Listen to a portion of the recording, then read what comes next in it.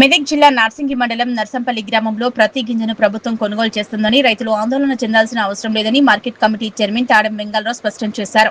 మండల పరిధి గ్రామమైన నర్సంపల్లిలో ఐకేపీ ఆధ్వర్యంలో ఏర్పాటు చేసిన వరధాన్యం కొనుగోలు కేంద్రాన్ని సర్పంచ్ భాగ్యలక్ష్మి రాజేశ్వరరావు, డైరెక్టర్ ఎంఏ రఫీక్ కాంగ్రెస్ నాయకులతో మంగళవారం సందర్శించారు. ఈ సందర్భంగా చైర్మన్ మాట్లాడుతూ రైతులు ఇబ్బందులు పడకుండా క్షేత్రస్థాయిలో పరిశీలన చేసి ఏమైనా సమస్యలు ఉంటే పరిష్కరించే చర్యలు తీసుకుంటామన్నారు. తడిసిన ధాన్యాన్ని సైతం గిట్టుబాటు ధరకే కొనుగోలు చేయాలని ముఖ్యమంత్రి రేవంత్ రెడ్డి స్పష్టమైన ఆదేశాలు జారీ చేశారని రైతులు అధైర్యపడవద్దన్నారు. క్షేత్రస్థాయిలో ఎదురవుతున్న లారీలు, హమాలీల సమస్యలను లారీ ఓనర్లు, మిల్లులతో సమన్వయం చేసుకుని పరిష్కరిస్తున్నామన్నారు. మండలంలో మొత్తం 9 కొనుగోలు కేంద్రాలు ఏర్పాటు చేసి వరి కొనుగోలు చేస్తున్నామని, అందులో 4 కేంద్రాల్లో కొనుగోలు తరలింపు ప్రక్రియ పూర్తి చేసుకున్నామన్నారు.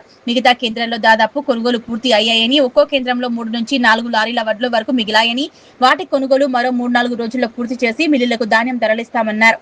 ఈ కార్యక్రమంలో ఉప సర్పంచ్ ప్రభాకర్, వార్డు సభ్యులు ఖలీల్, సంతోష్, సందీప్, పార్టీ జిల్లా నాయకులు బాలరాజ్ గౌడ్, రాజేశ్వర్ గౌడ్, ఐకేపీ ఏపీఎం సృజన కుమార్ రెడ్డి, సిసి శ్రీనివాస్ గౌడ్, జీపీఓ నాగరాజు, నాయకులు ఎల్లం, సిద్రాములు పాల్గొన్నారు.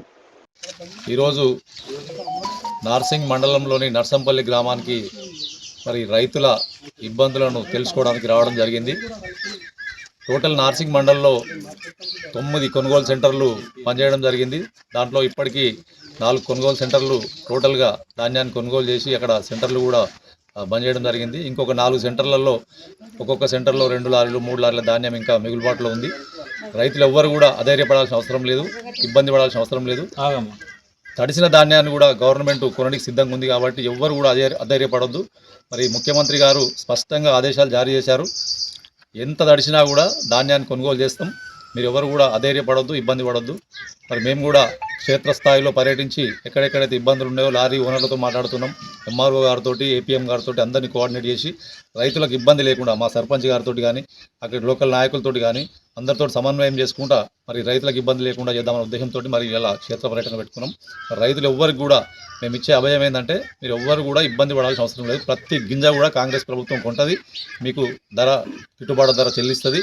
కాబట్టి మీరు అందరూ కూడా అధైర్యపడొద్దని తెలియజేస్తున్నాం.